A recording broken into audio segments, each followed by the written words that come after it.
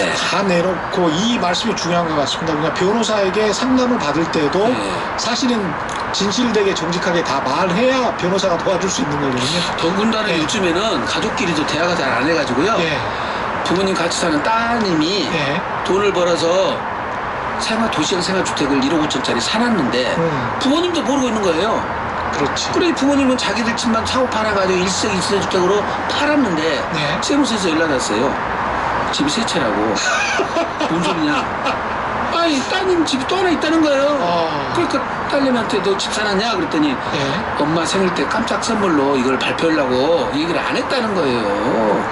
얼마나 오랫동안 이야기를 안 합니까? 그러니까 이게 대화가 가족 간의 필요하네, 대화가 좀. 필요합니다 지금. 대화가 예, 필요하네. 개인 콘서트. 콘서트처럼. 맞습니다. 지금 그래서 예. 가족들끼리 모여서 회의를 한번 해야 돼요. 혹시 서로 간에 모르는 데다가 투자하는 적이 있느냐. 있는 거 다 까봐라. 이렇게 해야 되지. 그냥 했다가는 예, 낭패 경우 많고요. 역시 있는 대로 다 까야 됩니다. 예. 그리고 이제 또 보통 가족 간에도 이제 예를 들어서 언니한테 돈을 빌렸는데 동생 입장에서는 그걸 안심시키느라고 명의를 반을 해준 거예요. 절반 지분을. 네. 근데 언니는 돈을 빌려줬지 등띠를 내가 된지를 몰랐잖아요. 그 언니가 나한테 얘기를 해야 되는데 언니한테 말도 안 하고. 말도 안 하고 그럼 내 집을 팔았더니 나중에 보니까 절반 지분이 등기가 돼 있는 거예요. 근데 그 재산세 나온 걸 다 또 내버렸단 말이에요. 얘기도 안 하고.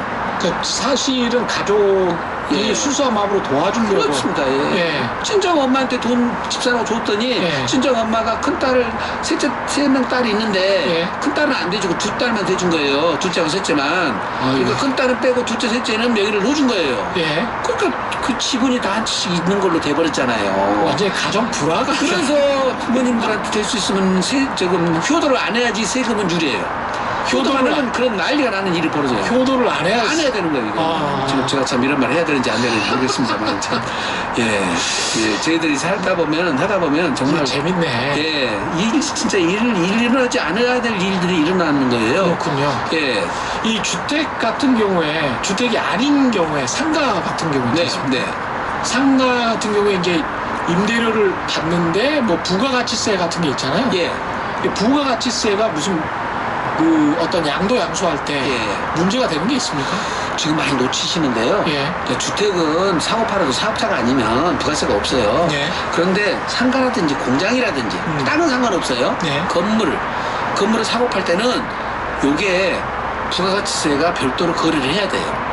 별도로. 예, 매도자가 매수자로부터 받아다가 예. 그거를 세무서에 내야 되는데 매도자가 매수자로부터 받아서. 예. 대신 매도자는 매수자로부터 받아서 세무서에 내고 예. 매수자는 부동산을 취득할 때 부가세를 부담했으면 예. 세무서 신고를 하면 환급을 해줘요. 아, 그렇군요. 자, 국가 입장에서 보면은 매도자는 세금을 냈고 매수자는 환급을 받았으니까 똑같은 금액이잖아요. 예, 그렇죠. 그래서 이익이 없는 거예요. 국가 입장에서 보면. 왜 이렇게 하는 겁니까? 이제 원칙적으로는 다 당연히 해야 되는데 예외적으로 그래서 사업자 유형이 똑같고 사업의 사업 형태가 똑같으면 저희들 전문용어로 포괄양도양수라고 그래요. 예. 포괄양도양수 되면 생겨서 끊지 말고 세금도 주고받지 마라. 예. 왜? 돈 내고 환급받고 똑같으니까. 예, 그렇죠. 그런데 이것이 포괄양도양수가 되느냐 안 되느냐는 하는 문제는 세무사들이 판단해야 되는데 일반인이 판단을 해요. 그래가지고 또 중개업 하시는 분들은 그 특약상에다가 이거는 포괄양도양수다 이렇게 써놓으셔요. 근데 그거는 포괄양도양수라고 써놓는다고 되는 것이 아니라 요건이 맞아야 돼요. 같은 업종이나 이런 요건이 맞아야 이런 된다. 거예요. 자, 모텔 영업을 하는데 모텔 사신 분이 직영하는 분도 있지만 임대를 주는 분도 있잖아요. 그렇죠. 그럼 모텔 사신 분이 직영을 했어. 그럼 팔았어. 그럼 매수자도 직영을 해야 돼요. 근데 모텔을 여기서 내가 직영하던데 사신 분은 그거를 임대를 줘 버렸어. 그게 이제 포괄양도양수가 아닌 거예요. 그렇군요. 어떤 건물의 1층에서는 내가 커피숍을 직영을 했어요. 나머지는 임대를 줬어. 근데 이걸 팔았어. 근데 그 매수자는 커피숍 내가 하기 싫어. 다세를 줘버렸어.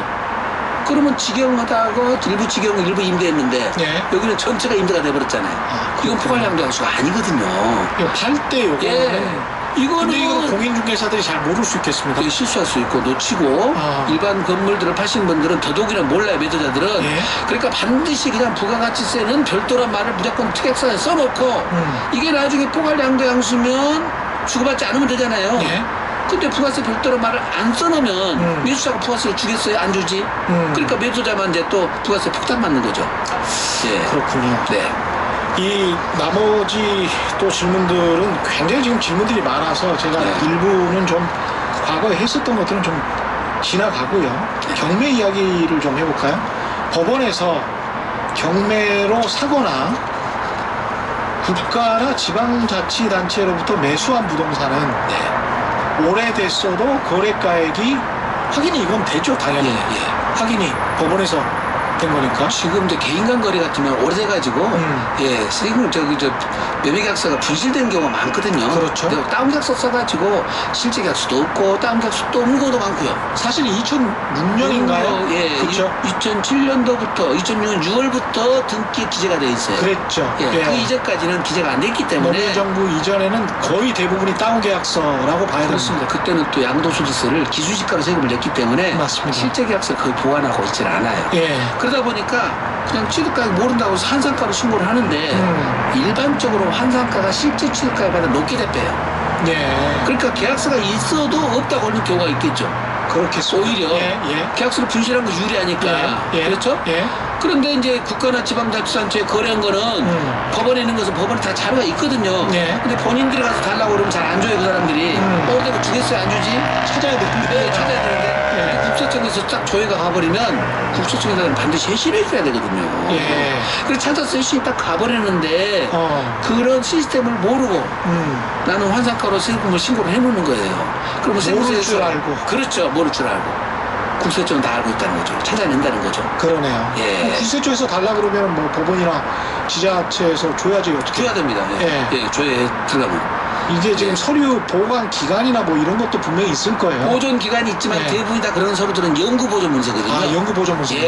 그런 권리에 관련된 내용들은 대부분이 다 연구 보존 문서들이에요. 그렇군요. 네. 인사상으로 생각해보니까 그러네요. 왜냐면 일제시대에 거래됐거나 이런 것들도 땅 찾는다고 해서 다 나오잖아요. 준 가격들이 다 나오지 않습니까? 그래서 부모 재산이라든지 뭐 찾는 거거든요. 그러니까 이제 한지 같은 경우 채비지들을 해당 시군에서 분양을 하게 되면 분양가가 다 나타납니다. 그게. 그렇군요. 그래서 그냥 그거를 가격을 모를 것이다 구세청이 그리고 환산가로 해놨다가 낭비당하는 일이죠. 우리가 특히 이제 디지털라이제이션이 잘 돼 있어서 빠져나가기가 굉장히 힘듭니다. 그리고 국토부하고 지금 국세청하고 정보교류도 좀 하고 있지 않습니까? 사실 다 공유를 하고 있습니다. 그렇죠. 그래서 쉽지 않습니다. 그래서 이 탈세나 뭐 이 불법을 꿈꾸는 분들은 상당히 쉽지 않다. 한국에서는 세무사님들이랑 상담하지 않으면 정말 쉽지 않다. 이런 말씀을 드리고요. 꼭 그리고 해서는 안 되죠, 사실은. 탈법 불법은. 맞습니다. 일시적 1세대 2주택자가 장기 임대주택이나 조세 특례 제한법상 감면 대상 주택을 보유하고 있어요. 그런데 그 또 다른 주택은 고가주택이야. 그래서 고가주택에 관해서 중과세를 한다고 하는데 이게 어떤 의미입니까? 일시적 1세 주택은 그거는 비과세를 주잖아요. 그 대신 또 감면주택이라고 해가지고 그 주택은 주택수에서 빼주거든요. 그러면 세 개를 같이 갖고 있어도 원래는 비과세가 돼야 맞잖아요. 9억까지는 비과세를 해줘요. 세금을 하나도 안 매겨요. 그 세 주택을 갖고 있어도. 근데 만약에 9억 이상 되는 주택을 갖고 있다. 그러면 9억 초과분에 대해서는 양도소득세를 과세를 하거든요. 9억 초과분은.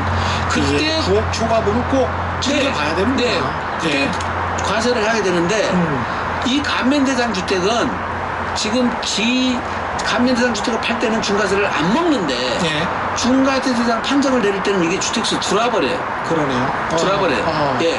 그래서 3주택이 돼버린 거죠.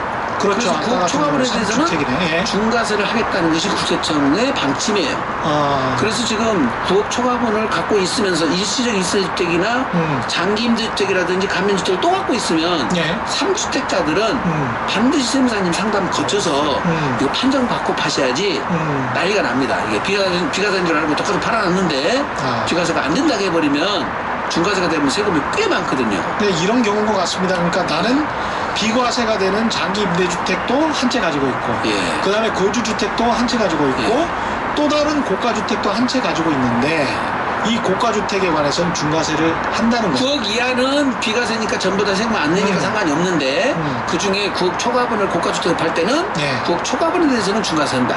예, 이걸 꼭 좀 확인하시고 이해는 잘 안 되시겠지만 지난번에 상속세가 안 나오더라도 상속세를 감정을 받아서 양도소득세를 절세해야 한다. 이것도 무슨 말인지 잘 모르겠어요, 사실은. 거기에 이제 우리가 뭔가 이제 땅이나 주택을 상속을 받으면 아버지가 돌아가셔가지고 농지를 상속받았다. 그럼 상속 개시 당시 평가액으로 상속세를 신고하거든요. 상속 개시 당시에 평가액. 그러니까 아버지가 돌아가셨을 때 평가액인데 평가액으로. 그게 평가액이 감정가나 매매사례가가 있으면 그걸 쓰는데 그거 없으면 공시지가로 평가를 하거든요. 아, 공시지가는 굉장히 좀 낮죠. 30%밖에 안 잡혀 있잖아요. 시가의 한 30%. 그러면 10억짜리인데 지금 3억밖에 안 잡혀 있죠. 그렇죠. 그러면 3억에 상속 받아가지고 10억에 양도를 하면 나중에 이제 팔 때가 돼서 팔았어. 그러면 7억의 양도 차익에 대해서 양도세가 나가는 거예요. 그러니까 세금 폭탄 맞는 거예요. 그렇게 되는 거예요. 이게 상속세가 거의 90%가 미달이거든요. 우리나라 사람들은. 그렇습니다. 상속세 낼 사람들이 많지가 않아요. 내고 싶어도 못 냅니다. 아무나 못 내요. 종부세도 마찬가지지만 한 30억, 40억 정도는 받아야 상속세를 내는 거예요. 시가가 그 정도 돼야 우리 실제는 한 15억 내외. 그러면 이제 보통 10억까지는 세금이 없지 않습니까? 그렇죠. 그래서 이제 미달돼서 상속세 신고를 안 해버리는데 안 해놓으면 그런 결과가 온다. 그럴 때 이걸 감정을 받아서 3억짜리를 8억으로 신고를 하면은 상속세는 8억으로 평가되겠죠? 그 대신 배우자가 있으면 10억까지는 상속세가 없어요. 그렇죠, 10억까지도. 그렇죠. 그럼 상속세 한 푼도 안 내고 8억으로 평가를 해서 신고를 하면 나중에 팔 때 할 수도 있었는데 취득가를 8억으로 인정받았잖아요. 이 감정료 한 200만 원만 들으면 8억에 취득을 해서 10억에 팔면 2억에 대한 세금만 물면 될 거 아니에요. 그러니까 원래 땅이나 주택을 상속을 받았을 때 그걸 제대로 감정을 받아서 그 가격에 나는 이 가격에 상속을 받았다. 그래서 취득가액을 글로 쓰겠다는 거죠. 그렇게 신고를 해놓으라는 거예요. 그렇죠. 그러니까 재산이 많은 100억짜리 200억짜리 되신 분들은 상속세를 적게 내려니까 기준시가를 내야 되지만 돈 3억 5억밖에 안 되신 분들은 감정을 받아서 상속가액이 높다고 부풀려서 신고를 해놔야 나중에 팔 때 양도세를 줄어드리는데 그걸 부풀려서 신고가 아니고 사실 시가에 맞게 신고를 하는 거죠. 맞게 신 거죠. 정직하게 한 거죠. 정직하게 하는 거죠. 그렇습니다. 그러니까 이게 절세의 지름길인데 그러니까 정직하게 신고를 하는 게 훨씬 나중에 양도소득세를 전략할 수 있다. 전략하는 거죠. 맞습니다. 근데 만약에 그렇게 안 했다가 지금 팔라고 보니까 이제 그랬더라. 그러면 구제 방법이 없냐고 자꾸 질문들 하시는데 이제 우리 세법적으로는 안 되지만 법원에 가면 우리가 말하면 소급감정이라고 그래요. 지금 파는 시점에서 만약에 2013년도에 상속받을 때 상속재산가액이 낮으니 지금 감정을 하겠소. 그래서 상속재산가를 높이는 거예요. 그 상속세를 안 내겠소. 그럼 세무서에서는 인정을 안 해줘요. 우리는 소급감정 인정 못 해주겠다. 법원에 가면 인정해줘라. 그렇게 그래서 소송비는 많이는 안 드니까 이걸 전문적으로는 세무사님들 계시고 변호사님들 계십니다. 그렇게 권리구제를 좀 받으시라는 말씀이에요. 그러니까 양도를 하기 전이라도 먼저 감정평가를 제대로 하겠다라고 해서 법원에 가서 소급 감정을 받을 수도 있겠군요. 그렇습니다. 감정평가사한테 지금 평가를 하면서 2013년 가액으로 평가를 해달라고 그러면 소급에서 감정이 가능합니다. 그렇군요. 그래서 그렇게 구제 방법이 있다는 거를 좀 아시고 찾아보시라 이 말입니다. 부모님이 돌아가셔서 주택을 상속받을 때 자녀나 배우자 중에 누가 상속을 받느냐에 따라서 세금이 달라집니까? 달라집니다. 이제 만약에 자녀가 셋이 있어요. 근데 집이 둘은 있는데 하나가 없어. 그럼 무주택자가 상속을 받아야 상속주택을 바로 팔아서 팔더라도 비과세 받을 수 있죠. 그러네요. 그런데